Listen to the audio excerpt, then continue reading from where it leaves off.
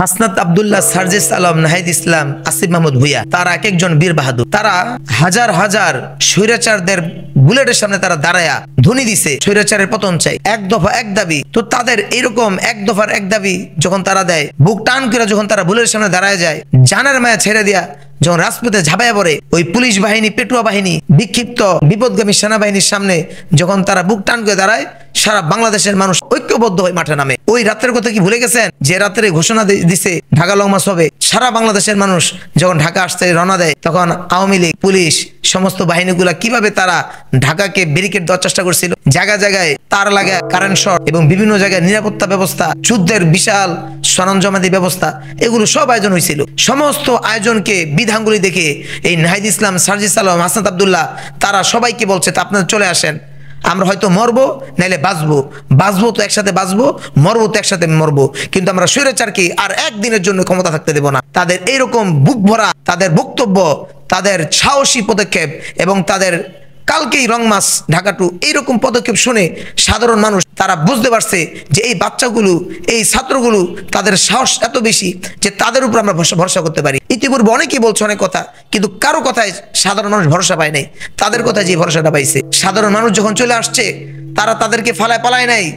সকাল থেকে নিয়ে 12টা পর্যন্ত গুলি বর্ষণ, ছাত্রদেরকে হত্যা, বিভিন্ন জায়গায় হেলিকপ্টার দিয়ে আক্রমণ, সবকিছু হয়েছে ওই দিন। অন্যদিন যেই পরিমাণ হত্যার শিকার হয়েছে, ছাত্ররা ওই দিন সকাল থেকে নিয়ে 12টা পর্যন্ত তার থেকে বেশি হত্যার শিকার হয়েছে, কিন্তু ছাত্ররা মাঠ ছাড়ে নাই। ছাত্ররা যেই কথা বলছে যে, হে জনগণ, তোমরা ঢাকায় চলে আসো, আমরা সাথে আছি, হয়তো বাঁচবো তো বাঁচবো, মরবো তো মরবো, এই কথা বইলা তারা পালায় নাই, তারা মাঠেই ছিল। পালাইছে ওই স্বৈরাচার, যে স্বৈরাচার প্রতিহতের হুমকি দিছে। তারা বলছে ছাত্রলীগ তারা মাঠে নামলে সব একদম ফিনিশ করে ফেলবে। সেই ছাত্রলীগকে কেউ দেখতে পায়নি। তাদের ম্যাডাম শেখ হাসিনা, সে পালাইছে। আজকে সেই নাহিদ ইসলাম, সার্জিস আলম, হাসনাত আব্দুল্লাহ তাদেরকে কটাক্ষ করা হয়। কিছু কিছু সুশীল সমাজ টকশোর সামনে বসে তাদেরকে নিয়ে ব্যাংকুপ করে কথা বলে।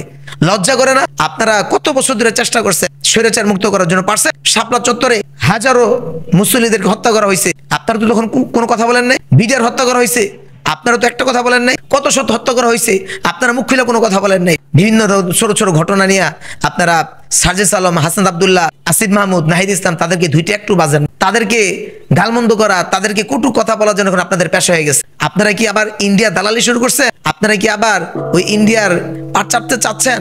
আমরা তো আপনাদেরকে দেখতে পাই যে আপনারা ইন্ডিয়ার সাথে ঘেঁষার চেষ্টা করছেন, যেন আসিফ মাহমুদ এবং নাহিদ ইসলাম, সার্জিস আলম, হাসনাত আব্দুল্লাহ এদের বিরুদ্ধে কথা বললেই ইন্ডিয়ার একটা কি বলে, ইন্ডিয়ার একটা ভাব পাওয়া যাবে, ইন্ডিয়ার থেকে কিছু একটা মাও খাওয়া যাবে। তো ভাই, আমরা যদি আজকে এই জাতীয় বীর যারা আমাদের বিপদের সময় বুক টান করে দাঁড়ায় গেছে, তাদেরকে যদি আমরা জুলাই মাসে জুলাইয়ের সনদ না দেই, তাহলে এইরকম জাতীয় সন্তান আর কখনো তৈরি হবে না। আমরা সবাই এই মুহূর্তে একটাই দাবি রাখছি, এই 5ই আগস্টের আগেই জুলাই সনদ প্রদান করা হয় এবং যারা জাতীয় বীর যোদ্ধা তাদেরকে সম্মাননা দেওয়া হয়।